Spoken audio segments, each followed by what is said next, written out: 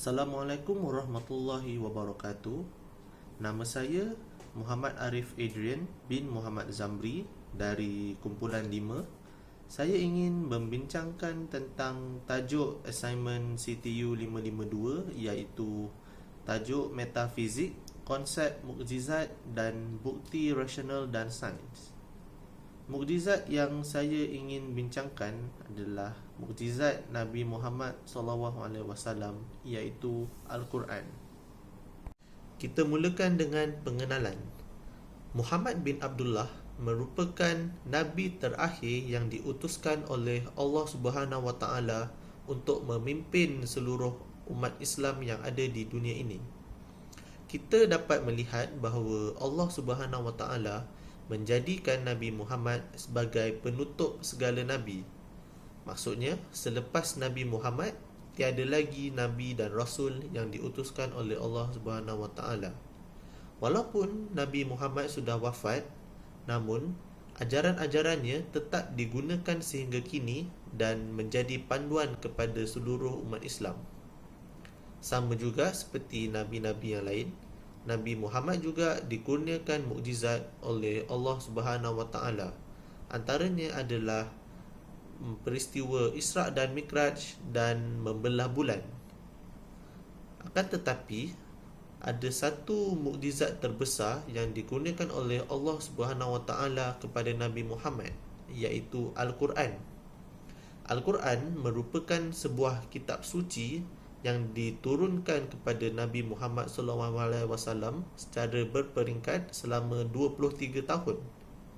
Al-Quran juga merupakan kata-kata atau kalam daripada Allah Subhanahu Wa Taala yang diwahyukan kepada Nabi Muhammad dengan bantuan malaikat Jibril.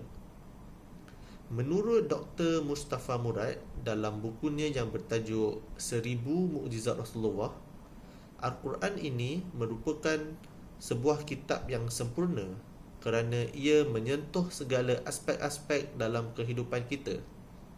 Selain itu, Al-Quran juga tidak ketinggalan dalam membincangkan tentang isu-isu yang moden seperti sains, politik dan sejarah.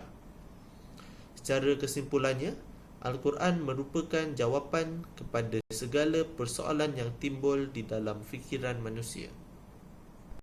Al-Quran ialah sebuah kitab yang diturunkan oleh Allah Subhanahu Wa Taala untuk menjadikan penunjuk kepada semua umat manusia.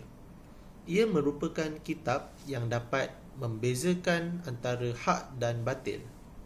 Firman Allah Subhanahu Wa Taala dalam Al-Quran dalam surah Al-Baqarah ayat ke-185 yang bermaksud, beberapa hari yang ditentukan itu ialah bulan Ramadan, bulan yang di dalamnya diturunkan Al-Quran sebagai petunjuk bagi manusia, dan penjelasan-penjelasan mengenai petunjuk itu dan perbezaan antara hak dan batil. Menurut Taufik Amal dalam bukunya yang bertajuk Rekonstruksi Sejarah Al-Quran, Al-Quran merupakan sebuah kitab yang asli dan ia tidak boleh dicabar sejak ia diturunkan kepada Nabi Muhammad SAW. Pada awalnya, Al-Quran diturunkan kepada Nabi Muhammad ketika baginda berada di Gua Hira. 5 ayat pertama yang diturunkan ketika itu adalah surah Al-Alaq yang bermaksud, bacalah dengan menyebut nama Tuhanmu yang menciptakan. Dia telah menciptakan manusia daripada segumpal darah. Bacalah, dan Tuhanmu lah yang maha mulia, yang mengajar manusia dengan perantaraan kalam. Dia mengajarkan kepada manusia apa yang tidak diketahuinya. Begitulah titik permulaan ajaran Islam yang disampaikan oleh Nabi Muhammad kepada seluruh orang Islam. Setelah itu, ayat-ayat Al-Quran diwahyukan kepada Nabi Muhammad secara beransur-ansur selama 23 tahun.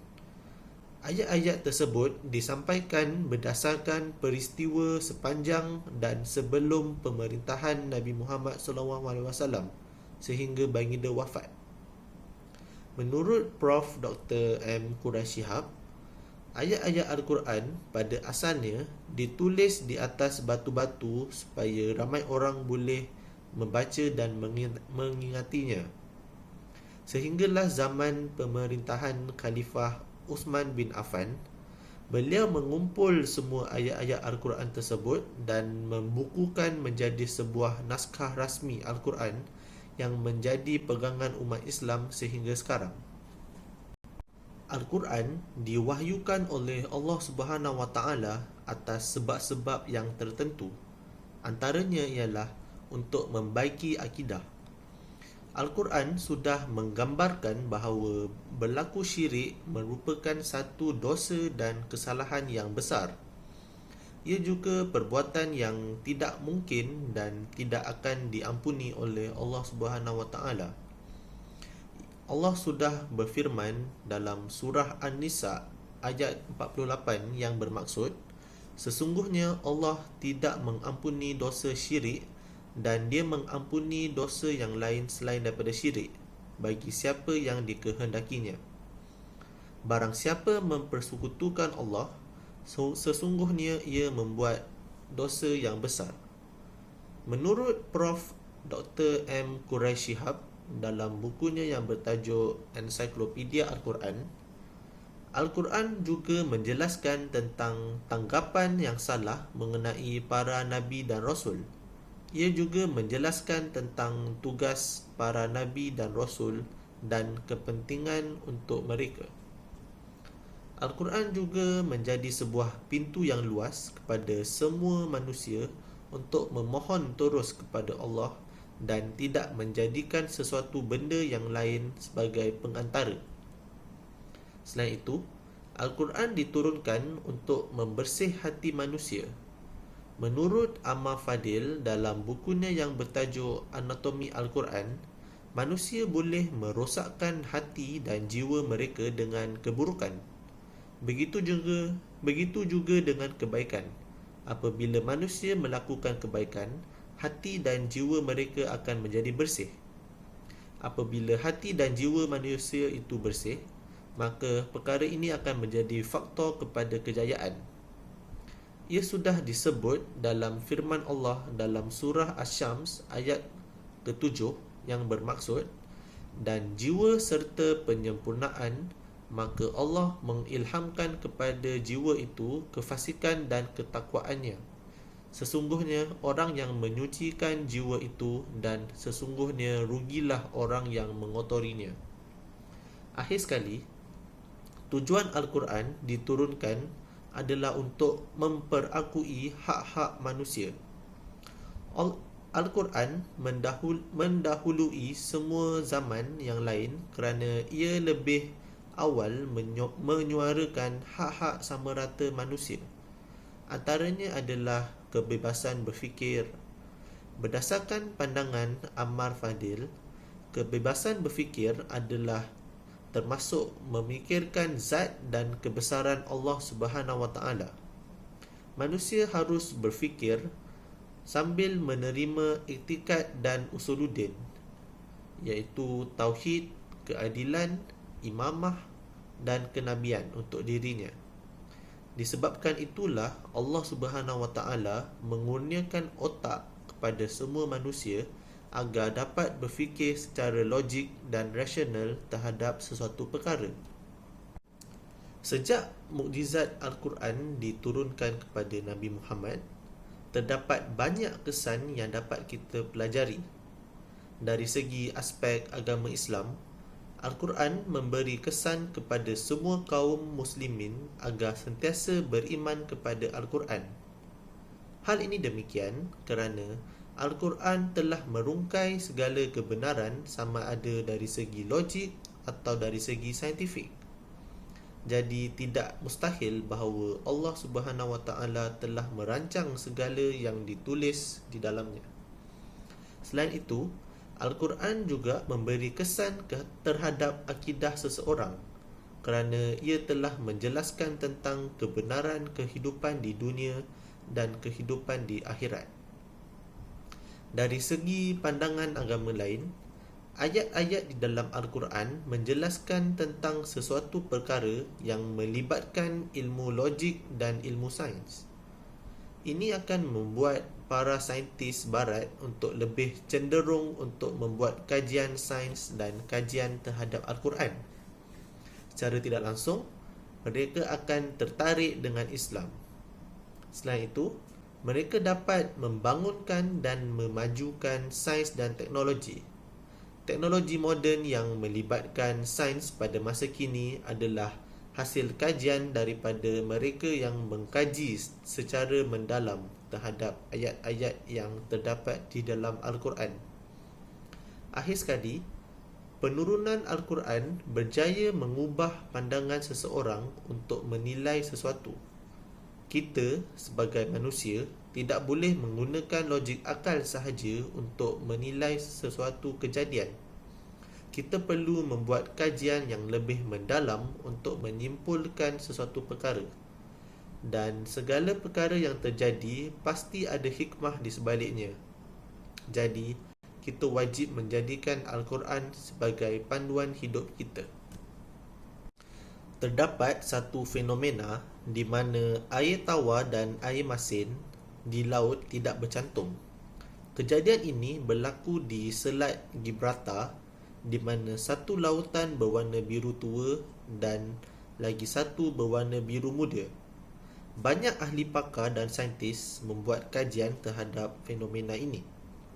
Menurut Ramadhani DKK, seorang saintis barat yang bernama Francis J. Costello telah membuat kesimpulan dengan mengatakan bahawa fenomena ini terjadi disebabkan kedua-dua air laut mempunyai perbezaan dari segi ketumpatan.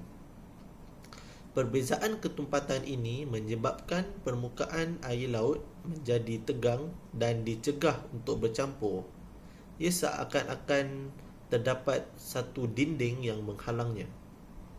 Meskipun fenomena ini dianggap satu benda yang ajaib, namun hakikatnya fenomena ini telah diceritakan oleh Allah Subhanahu Wa Taala dalam Al-Quran. Firman-Nya di dalam surah Al-Furqan ayat ke-53 yang bermaksud, dan dialah yang membiarkan dua laut yang mengalir, yang ini tawar lagi segar dan yang lain masin lagi pahit, dan dia jadikan antara keduanya dinding dan batas yang menghalanginya. Selain itu, terdapat lagi satu fenomena di mana kejadian api di dasar laut. Baru-baru ini, kita digemparkan dengan berita mengenai dasar laut yang mengeluarkan api lava. Berita sebegini sudah tentunya tidak logik bagi kita, kerana kita semua sudah mengetahui bahawa api merupakan musuh utama kepada air. Para saintis sudah mula membuat kajian terhadap fenomena tersebut sejak tahun 90-an. Akan tetapi, mereka tidak dapat merungkai apa-apa tentang kejadian tersebut kerana ketika itu ilmu sains dan geologi masih belum berkembang. Sehinggalah abad ke-20, selepas ilmu sains dan geologi sudah berkembang pesat, maka kejadian itu dapat merungkai secara saintifik. Menurut para ilmuwan dari Amerika Syarikat, mereka menggunakan kapal selam untuk menyelam ke dasar laut. Hal ini demikian kerana suhu di dasar laut sangat tinggi, iaitu 230 darjah Celsius. Mereka mendapati bahawa terdapat lava yang mengalir di dasar laut. Ia seakan-akan seperti gunung berapi di darat. Di samping itu, mereka berkata bahawa gunung berapi di dasar laut lebih banyak berbanding di atas darat. Meskipun fenomena ini dianggap tidak logik, namun Allah Subhanahu Wa Taala sudah bersabda bahawa fenomena ini ditulis pada Al-Quran di dalam surah As-Sur ayat 1 hingga 6 yang bermaksud, demi Bukit Sur dan demi kitab yang ditulis pada lembaran terbuka dan demi Baitul Ma'mur demi atap yang ditinggikan dan demi laut yang di dalamnya ada api. Kesimpulannya, kita tidak ragu-ragu lagi tentang kebenaran Al-Quran terhadap kejadian-kejadian yang melibatkan logik dan sains. Fakta-fakta yang dijelaskan oleh Allah sejak zaman-zaman dahulu, ketika itu teknologi sains sangatlah tidak maju dan seperti tidak wujud.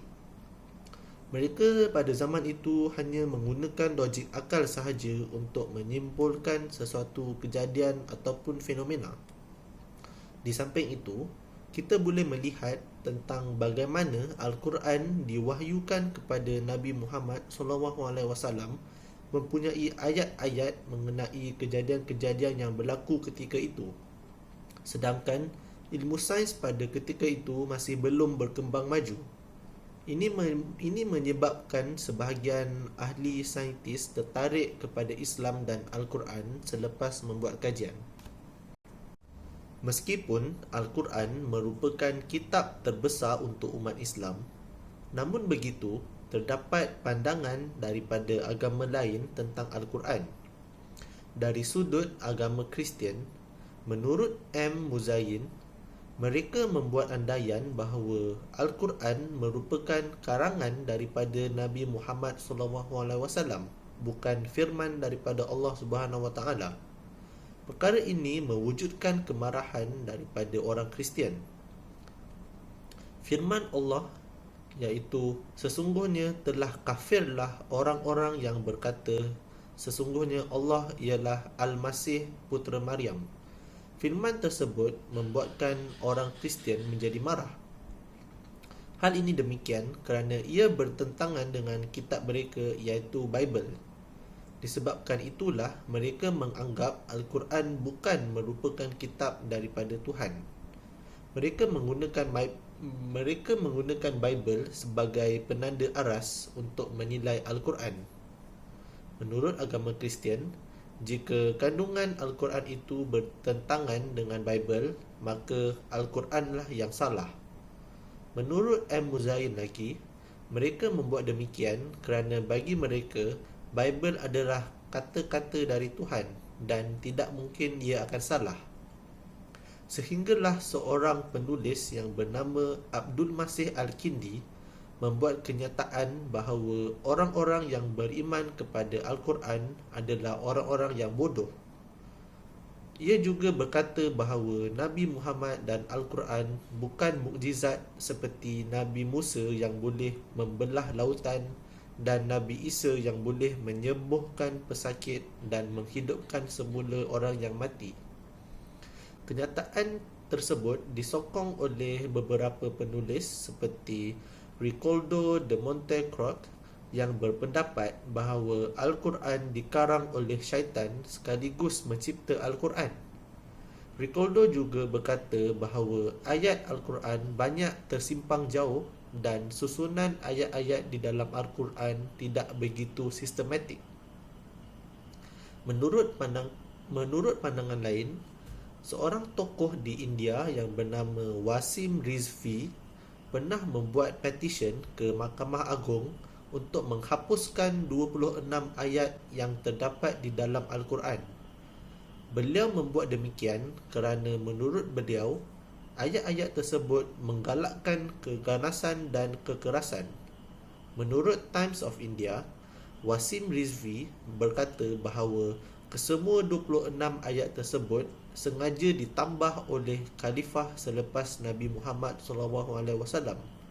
Ia bertujuan untuk mempromosikan perang. Petisyen ini ditentang hebat oleh ahli-ahli Sunni Islam.